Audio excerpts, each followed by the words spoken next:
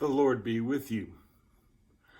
Have you ever been part of a church that not only had a large bell in their belfry, but that actually used it too?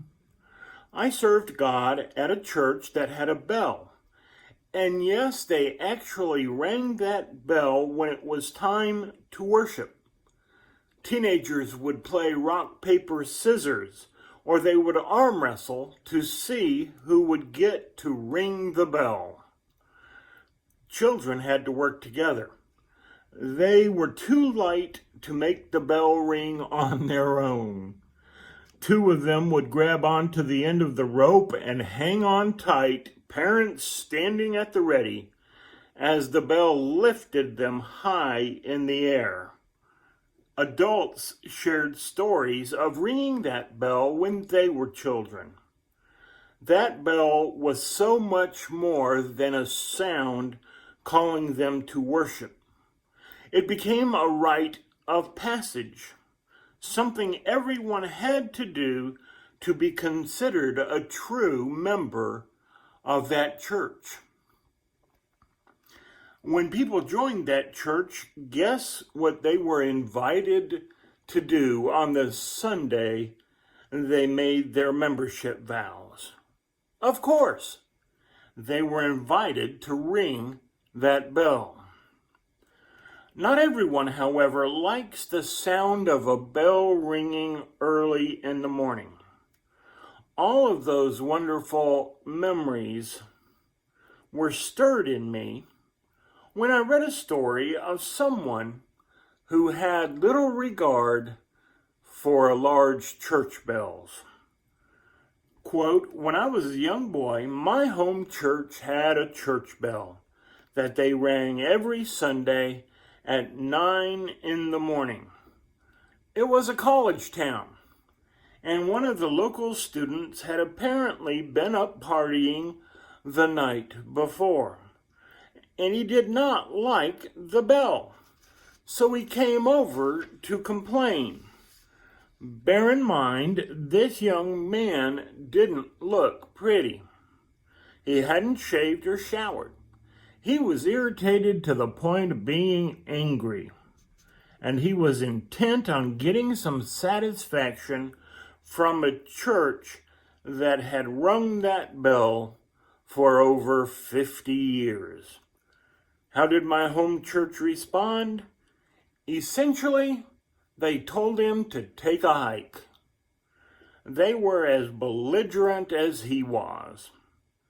And they sent him on his way, saying they had been there long before he had. It was their bell, and they would ring it any time they wanted to. That actually seems fair to me. Maybe quit getting so drunk, and perhaps the bell wouldn't seem so loud. And the bell is rung once a week. Big deal. Live with it. And besides, the bell had served its purpose. It woke a sinner out of what was probably a very sound sleep. It had led a sinner to get out of bed. It had brought a sinner to church. Even Jesus would tell the people of that church to keep ringing their bell. But what else would Jesus have done? I can't see Jesus telling this young man to take a hike. I can't see Jesus getting belligerent with him. I can't see Jesus turning this man around and telling him to go back where he came from. People who encountered Jesus never went back to the same old place in their lives. If Jesus had been there, I can see him inviting the young man to join them for worship.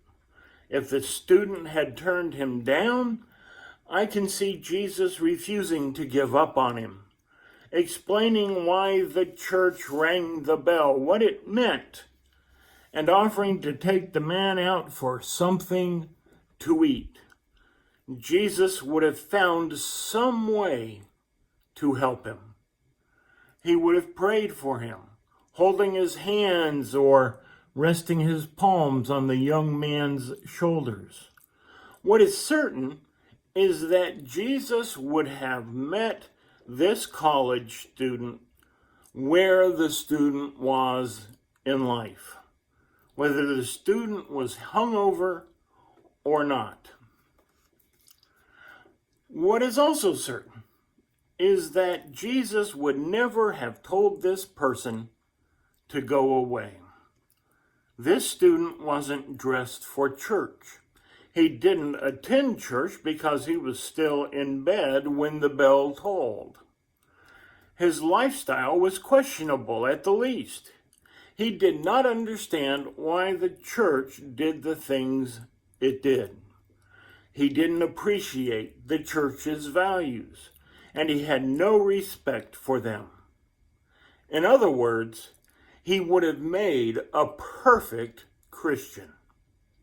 He was exactly the kind of person for whom Jesus came looking, the sick and the needy.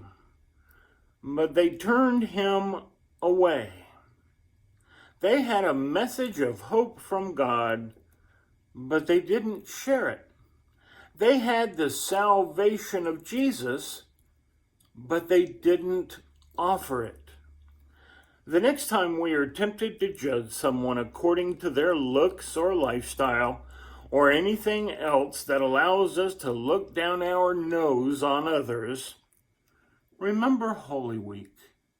Remember all that Jesus willingly endured for us when we weren't exactly on God's good side.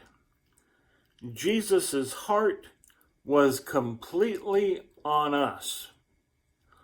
Are our hearts completely on God? What does that cross mean? Amen.